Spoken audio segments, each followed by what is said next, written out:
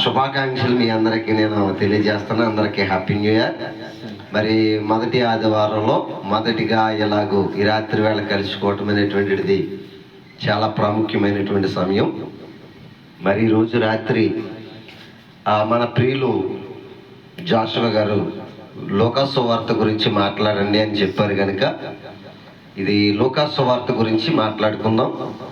ముఖ్యంగా ఇక మీదట ప్రతి సండే జరుగుతుంది, ఎలాగూ ఎవ్రీ సండే నైటు పెట్టడం జరుగుతుంది. ఎందుకంటే నేను కూడా సంఘంలో కొన్ని తీర్మానాలు చేయించాను.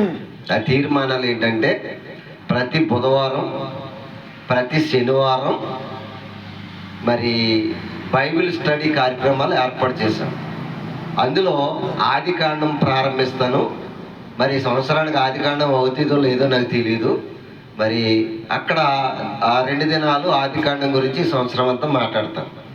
నెక్స్ట్ ఇంకో విషయం ఏంటంటే నెలలో ప్రతి ఆఖరి శనివారం ఆల్ నైట్ ప్రేయర్ అండి.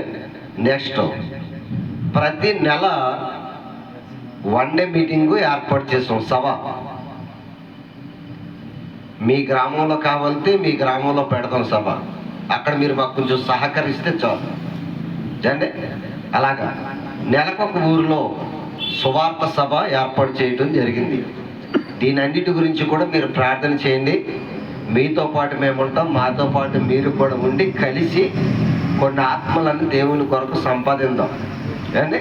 దాని గురించి అందరూ కూడా ప్రార్థన చేయాలని ప్రభు పేరట మీకు మనవి చేస్తున్నాడు. అయితే ఎవ్రీ సండే నైట్ కార్యక్రమం మాత్రం ఇది జరుగుతుంది అండి. మాకేమైనా ప్రోగ్రాలు ఉంటే దాన్ని మార్చుకోవడం జరుగుతుంది. అయితే ఇంకో విషయం ఏంటంటే మరి ఈ నెలలో మొదటి నెల 2026 సంవత్సరం ప్రారంభ నెలగా కృతజ్ఞత కూడుకులు పెట్టుకోవాలని సంఘానికి తెలియచేయడం జరిగింది. మరి ఆ కూడుకులు కూడా జరుగుతాయి ఇప్పుడు. నెక్స్ట్ ఇంకో విషయం ఏమని చెప్పానంటే డిసెంబర్ నెల సంవత్సరపు ఆఖరి నెలలో దేవుడు సంవత్సరం అంతా కాపాడినందుకు కృతజ్ఞత కూడిక ఏర్పాటు చేయాలని సంఘంలో చెప్పడం జరిగింది. ఈ 2 నెలలు అలా జరుగుతుంది. ఇప్పుడు ఈ నెలలో ప్రారంభం అయిపోతున్నాయి మాకు మీటింగ్స్. అసలు ఈ నెల అంతా కూడా మాకు రెస్ట్ ఉండదనమాట. కృతజ్ఞత కూడుకులు, ఈ కూడుకులు, ఇక్కడికి వచ్చే కూడిక, 1 డే మీటింగ్స్, అసలు రెస్ట్ ఉండకుండా సువార్త సభలు జరుగుతూ ఉంటాయి. వీటన్నిటి గురించి ప్రార్థన చేయండి. మీరందరూ కూడా సహకరించండి. మాతో పాటు అందరం కలిసి దేవుని పని చేద్దాం. దేవుడు అట్టి కృప మీ అందరికీ దయచేయునుగాక. ఆమె ప్రార్థన చేసుకుని దేవుని యొక్క లేఖనాల్లోనికి మనం వెళ్ళిపోదాం. ప్రార్థన. మహాపరిశుద్ధుడు అయిన తండ్రి, నీ పరిశుద్ధమైన ఉన్నతమైన నామమునకు క్రీస్తు వారి నామములో మీకు కృతజ్ఞతాస్తుతులు చెల్లిస్తూ ఉన్నాం.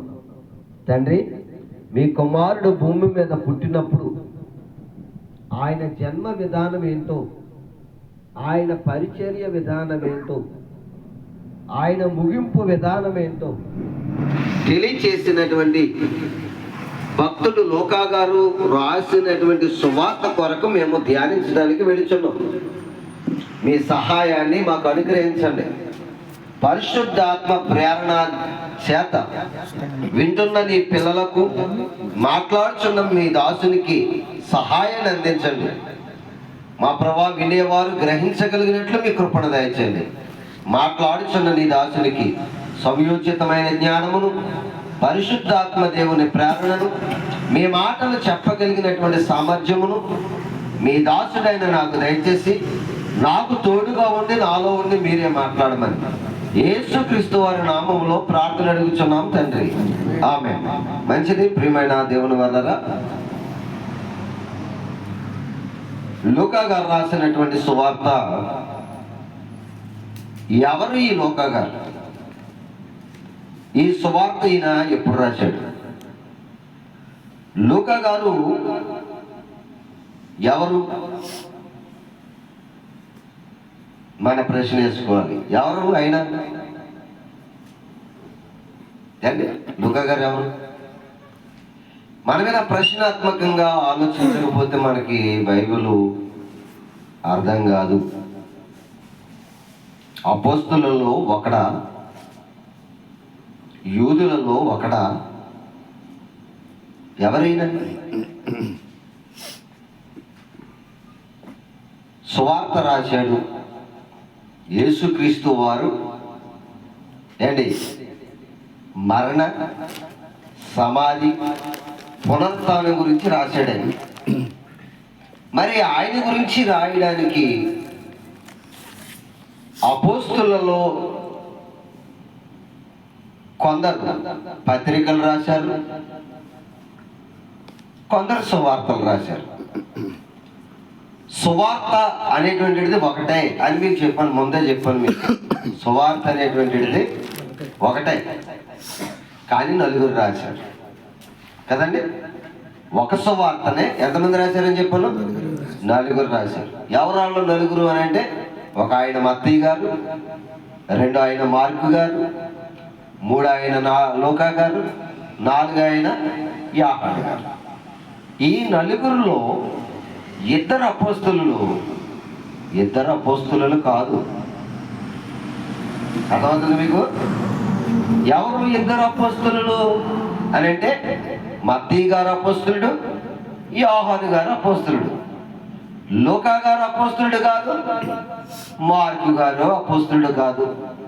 రైట్, ఇప్పుడు మనం జాగ్రత్తగా ఆలోచించాలి. మరి లూకా గారు ఎవరు? ఈ లూకా సువార్త ఎప్పుడు రాశాడు? లూకా సువార్త ఎప్పుడు రాయబడింది అని అంటే, లూకా సువార్త మొదటి శతాబ్దంలో యేసుక్రీస్తు వారు సువార్త ప్రకటించి మరణించి తిరిగి వెళ్ళిపోయిన తర్వాత ఆ మొదటి శతాబ్దంలో 50 నుంచి 70 లోపు రాయబడింది లూకా సువార్త. 50 నుంచి 70 లోపు రాయబడినదే లూకా గారు రాసినటువంటి సువార్త అంటే.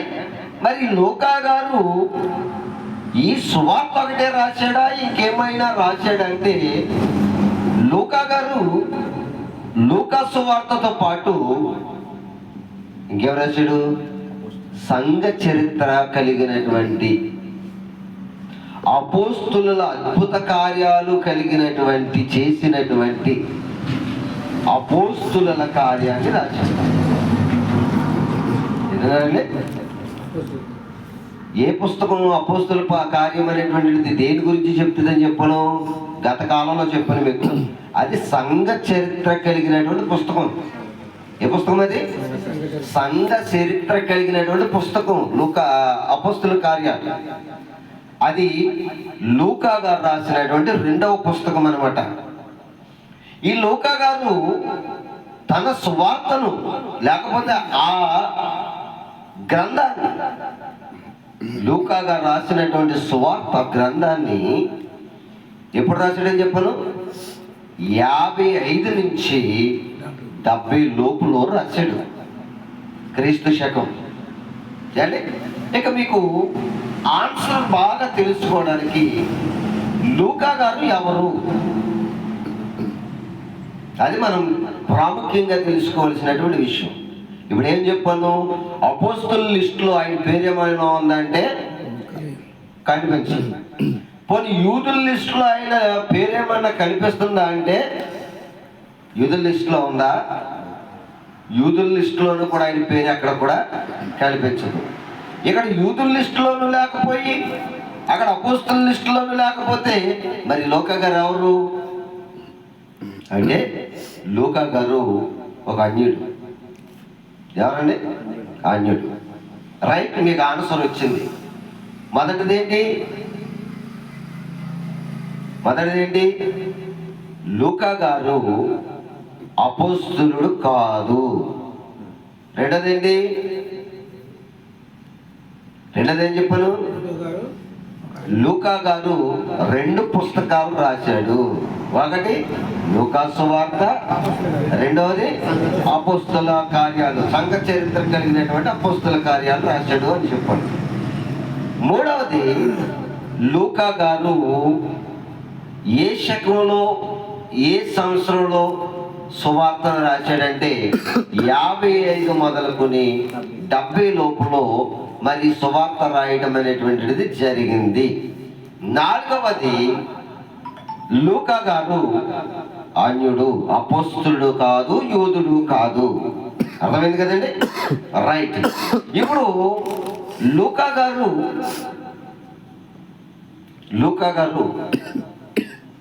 ఎప్పుడు ఎవరికి పరిచయమైనటువంటి వాడు అని అంటే, ఎవరి పరిచయంలో దేవుని యొక్క సేవలోనికి వచ్చిన వాడు అని అంటే, పౌలు పరిచర్యలో పౌలు గారు రెండవ ప్రయాణములో, సువార్త యాత్రలో రెండో ప్రయాణములో పరిచయమైనటువంటి వాడే లూకా గారు.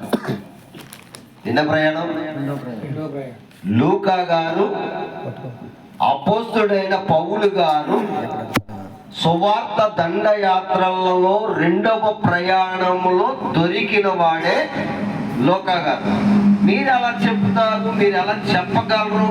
అది ఎక్కడైనా ఎవిడెన్స్ ఉందా అంటే దానికి ఎవిడెన్స్ నేను చూపిస్తాను. అపోస్తుల కార్యాలు చూద్దాం మన బైబిల్లో, మీకు అన్ని చూపిస్తాను. ఇలా ఉండాలి బైబిల్ చెప్పడం అంటే, ఇలా ఉండాలి. అపోస్తుల కార్యాలు 16వ అధ్యాయము 11వ వచనం. అపోస్తుల కార్యాలు 11వ అధ్యాయము కాబట్టి 16వ అధ్యాయం 11వ వచనం. కాబట్టి మేము త్రోయను విడిచి మేము అంటున్నాడు. ఇది జాగ్రత్తగా గమనించిన మాటను అండర్లైన్ చేసుకోండి. మీకు బాగా అర్థం అవ్వాలంటే మీకు 16వ అధ్యాయం మొదటి నుంచి చదవండి. పౌలు లుస్త్రాకును వచ్చింది. అక్కడ తిమోతి ఒక శిష్యుడు ఉండేది. అతడు విశ్వసించిన ఒక యూదురాలి కుమారుడు. అతని తండ్రి గ్రీసు దేశస్థుడు. అతడు లుస్త్రాలోను ఇకోనియలోను ఉన్న సహోదరుల వలన మంచి పేరు పొందినవాడు. అతడు తనతో కూడా బయలుదేరి రావాలని పౌలు కోరి కోరి అతని తండ్రి గ్రీసు దేశస్థుడని ప్రదేశంలోని యూదులందరికీ తెలియను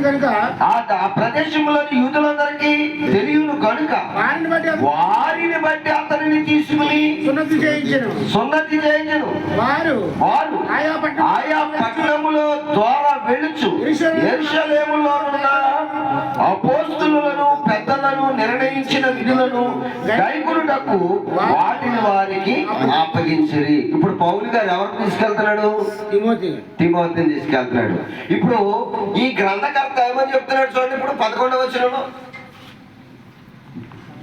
కాబట్టి మేము త్రోయను విడిచి, అదిగో మేము అంటున్నాడు. మేము అని చెప్పింది ఎవరు?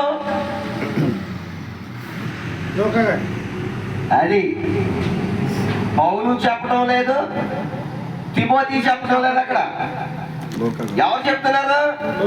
ఈయన లూకా గారు. మనం ఎలా డిసైడ్ చేసుకోవడం అంటే గ్రంథకర్త ఎవరు? ఇప్పుడు అది ఆన్సర్ అలా తెలుసుకోవాలన్నమాట. ఇది అర్థం కాదు చాలా మందికి, ఎందుకంటే ఇది చాలా క్రిటికల్ గా ఉంటది.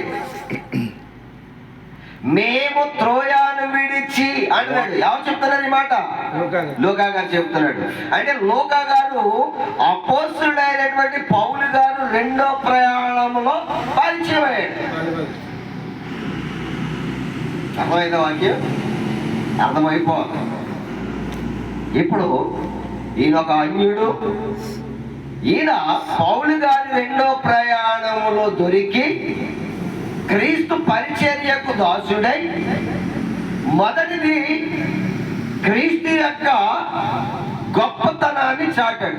ఏంటి క్రీస్తు యొక్క గొప్పతనాన్ని అని అంటే, ప్రారంభము క్రీస్తు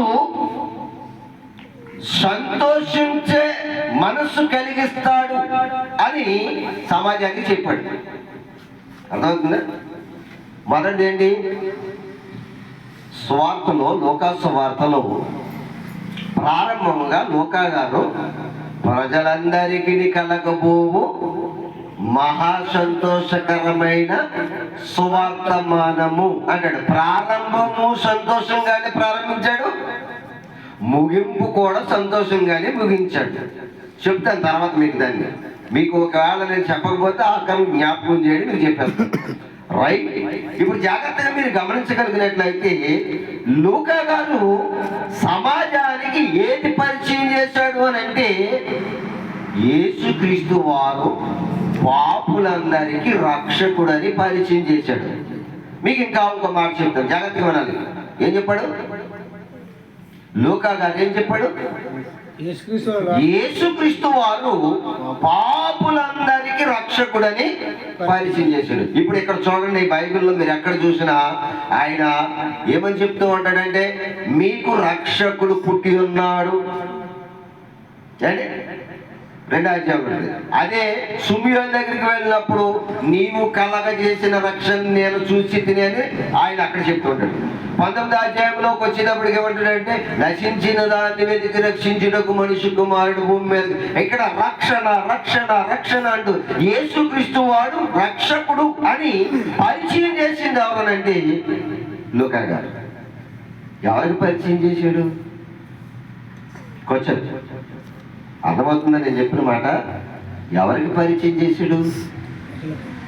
మత్తయి గారు ఎవరికి పరిచయం చేశాడు? చెప్పాను కదా, ఆల్రెడీ మత్తయి సువార్త చెప్పాను కదా. మత్తయి సువార్త ఎవరికి పరిచయం చేశాడు? యూదులకి. మార్కు సువార్త ఎవరికి పరిచయం చేయబడింది? రోమీయులకి. మార్కు గారు ఎవరికి సువార్త చేశాడని అంటే రోమీయులకు సువార్త ప్రకటించాడు. యేసుక్రీస్తుని ఆయన ఎలా చూపించాడు అని అంటే ఆయన పరిచారకుడే గాని పరిచర్య చేయించుకునేవాడు మాత్రము కాదు అని ప్రకటించాడు. వాస్తవానికి యేసు ప్రభు వారు పరిచారకుడుగానే సమాజానికి కనిపించాడు. మార్కు గారు అలా చేశాడు. మరి ఈయన ఎవరికి చెప్పాడు సువార్త? మత్తయి గారేమో యూదులకు చెప్పాడు, మార్కు గారేమో రోమీయులకు చెప్పాడు. మరి లూకా గారు ఎవరికి చెప్పాడు? ఎవరికి చెప్పాడినా? బైబిల్ని బాగా చదవాలి, బైబిల్ని బాగా నేర్చుకోవాలి, బైబిల్ని బాగా చెప్పాలి. ఏమీ తెలియకుండా సంఘాల్లో నిలబడి వాక్యం చెప్తే మనము పోతాం, మన దగ్గర బోధ విన్న వారు కూడా పోతాం. ప్రియమైన దేవుని వల్లరా, ఒక ఆత్మ నశించిందంటే దేవుడు శిక్షించేస్తాడు. అందుకని బైబిల్ ఏమని చెప్పాడు తెలుసా? మా సహోదరులారా మీలో అనేకులు బాధకులు కావద్దు, బాధకులైన మీకు మరి కఠినమైన తీర్పు ఉంది అంటున్నాడు. తీర్పు అంటే ఏంటి? శిక్ష. అందుకే అపోస్తుడైన పౌలు గారు తిమోతికి అంటాడు, నీవు బోధించినప్పుడు నీ బోధ జాగ్రత్తగా ఉండడానికి జాగ్రత్తగా పడుము, నిన్నును నీ బాధ విని వారిని నువ్వు రక్షించుకుందువు అన్నాడు. మరి లూకా గారు ఈయన సువార్త ఎవరికి రాశాడు? క్వశ్చన్ కదా. మరి అక్కడ ఆగాం కదా మనం. మరి చెప్పకపోతే మనకి ఏమర్థమవుతుంది? ఆలోచించాలి కొంతసేపు. బైబిల్ ఎప్పుడు కూడా మరి నేర్చుకునేటప్పుడు ఏం చేయాలంట? ఆలోచించాలి. ఎవరికి చెప్పాడు ఆయన అంటే అలా యూదులకి చెప్పాడు, ఇలాగ అన్యులకి చెప్పాడు. ఇద్దరికి కలిసి రాయబడింది లూకా సువార్త. అర్థమవుతుందా? యూదులకి చెప్పాడు, అన్యులకి చెప్పాడు. అన్యులకి యూదులకి కలిపి అందరికీ రక్షకుడు అని ప్రకటించాడు లూకా గారు. అందరికీ రక్షకుడు, కొందరికి కాదు. అందుకని లూకా గారు రక్షకుడు రక్షకుడు రక్షకుడు అనే పరిచయం చేశాడు సమాజానికి. అవన్నీ మీకు చూపించడానికి మరి తర్వాత చదువుకుంటే మీకు అర్థం కావాలి కదా, మీరు కూడా చదవాలి కదా బైబిల్ని. నేను మెయిన్ పాయింట్లు చెప్తున్నాను మీకు, ఆ పాయింట్లను బట్టి మీరు జాగ్రత్తగా అర్థం చేసుకోవాలి. లూకా గారు ఎన్ని అధ్యాయాలు రాశాడంటే సువార్తలో 24 అధ్యాయాలు రాశాడు, సంఘ చరిత్రలో 28 అధ్యాయాలు రాశాడు. అంటే సువార్తలు ఎన్ని అధ్యాయాలు రాశాడు? 24 అధ్యాయాలు రాశాడు. సంఘ చరిత్రలో ఎన్ని అధ్యాయాలు రాశాడు? 28 అధ్యాయాలు రాశాడు. మీరు జాగ్రత్తగా వినాలి. ఈ 24 అధ్యాయాలలో నేను ముగింపుకు వస్తాను ఇంకా, ఎందుకంటే సమయం ఎక్కువ తీసుకున్నా కానీ మనకు బాగోదు కనుక, మీకు సమయం అయిపోద్ది కనుక. మరి నేను ఎక్కువగా సమయం తీసుకుంటే బాగా లేట్ అయిపోతుంది కనుక మీకు కొన్ని పరిచయపు మాటలు చెప్పేసి ముగించేస్తాను. ఎన్ని అధ్యాయాలని చెప్పాను? 24 అధ్యాయాలు. సువార్త అన్యులకును యూదులకును రాశారు. అయితే లూకా గారు ఏ ఏ ప్రదేశాలలో ఉండి రాశాడు ఇది అని అంటే, ఏ ఏ ప్రదేశాల వారికి రాశాడని అంటే, జాగ్రత్తగా మీరు ఆలోచన చేయగలిగినట్లయితే బెత్లెహేము, యెరూషలేము, గలిలయ, గెనెసరెత్. ఏ ప్రదేశాలంట? బెత్లెహేము, యెరూషలేము, గలిలయ, గెనెసరెతు అనేటువంటి ప్రదేశాల్లో ఎక్కువగా యేసుక్రీస్తు వారు తిరిగారు కనుక ఆ ప్రదేశపు వారికి అన్యజనులకును ఇంకా యూదులకును సువార్త రాయబడి ఉంది. ఈ 24 అధ్యాయాలు 5 భాగాలుగా విభజించాలి. ఎన్ని భాగాలుగా? 24 అధ్యాయాలు ఎన్ని భాగాలుగా విభజించాలి? 5 భాగాలుగా విభజించుకోవాలి. లూకా సువార్త 24 అధ్యాయాలు 5 భాగాలుగా విభజించాలి. 5 భాగాలలో మొదటి అధ్యాయము మొదటి నుంచి 4వ అధ్యాయము 13వ వచనం వరకు ఒక భాగం. మొదటి అధ్యాయము మొదటి నుండి 4వ అధ్యాయము 13వ వచనం వరకు ఒక భాగం. ఈ భాగం అంతా ఏంటి అని అంటే, క్రీస్తు వారు మార్గము సిద్ధపరిచే భాగమే. ఈ భాగం యేసుక్రీస్తు వారు మార్గము సిద్ధపరిచే భాగం ఇది. అక్కడ వరకు. నెక్స్ట్ 4వ అధ్యాయము 14 నుంచి 9వ అధ్యాయము 50 వచనం వరకు యేసుక్రీస్తు వారు గలిలయలో పరిచర్య చేసినటువంటి సందర్భం. అర్థమవుతుంది మీకు నేను చెప్తుంది? అర్థమవుతుందా? అర్థమవకపోతే మళ్ళీ అడగాలి మీరు. ఇది ప్రసంగం కాదు, ఏంటిది? క్లాస్ వేరుకుంటుంది, ప్రసంగం వేరుకుంటుంది. ఇంకో విషయం ఏంటో తెలుసా? మరి బైబిల్ పరిశోధన సదస్సు వేరేగా ఉంటుంది. బైబిల్ పరిశోధన సదస్సులో మీరు నన్ను ప్రశ్నలు వేయచ్చు, నేను మిమ్మల్ని ప్రశ్నలు అడగవచ్చు. అది బైబిల్ పరిశోధన. దేవుని చిత్తమైతే రాబోయే దినాల్లో పెడదాందండి. డౌట్లు చాలా మందికి ఉన్నాయి కదా, డౌట్లన్నీ క్లారిఫికేషన్ చేయొచ్చు. కూర్చుంటే మీరు ఓపికగా కూర్చుంటే మేము ఓపికగా చెప్తాం. మీకు ఏ డౌట్ ఉన్నా మమ్మల్ని అడగచ్చు. ఆ ప్రతిదానికి మీకు సమాధానం మేము బైబిల్లో నుంచి చూపిస్తాం. నెక్స్ట్ ఇక్కడ చెప్తున్న మాట ఏంటి తెలుసా? మీరు ఏ ప్రశ్న అడిగినా, ఏ క్వశ్చన్ అడిగినా బైబిల్కి సంబంధించింది అయి ఉండాలి. అవుట్ ఆఫ్ తీసుకొచ్చి ఇక్కడ చెప్పండి, ఎవరు చెప్పరు. అర్థమవుతుంది మీకు? మరి మీరు ఛాలెంజ్ చేశారు కదండి చెప్పేస్తానని, మీరు బయటికి తీసుకొచ్చి ఇక్కడ చెప్పమన్నారు అనుకో, బైబిల్లో లేని ఏం చెప్పను నేను. బైబిల్లో మీకు ప్రశ్న వేశారంటే బైబిల్కి అనుసరించి ఉండాలి. బైబిల్లో ప్రశ్న, అప్పుడు బైబిల్ని అనుసరించి మీకు సమాధానం చెప్తాను. బైబిల్లో నుంచి మీరు ఏదో ప్రశ్న వేస్తే నేను ఏదో సమాధానం చెప్పను. మీది బైబిల్ అనుసారంగా ప్రశ్న ఉంటే బైబిల్లో నుంచి మీకు నేను సమాధానం చెబుతాను. ఇది ఓపెన్ ఛాలెంజ్. అర్థమవుతుంది మీకు? Open challenge. ఎనీ బడి, ఇందులో తేడా ఏం లేదు. చూడండి, ఇప్పుడు జాగ్రత్తగా ఆలోచన చేస్తే బైబిల్ ఎప్పుడూ కూడా చాలా జాగ్రత్తగా ఆలోచించాలి. లూకా గారు సువార్తని 24 అధ్యాయాల్లో 5 భాగాలుగా చేసుకోవాలి. మొదటి భాగం మొదటి అధ్యాయం 1వ వచనం నుంచి 4వ అధ్యాయము 13వ వచనం వరకు ఏంటి ఈ భాగం అంటే మార్గమును సిద్ధపరిచే భాగం ఇది. ఓకే.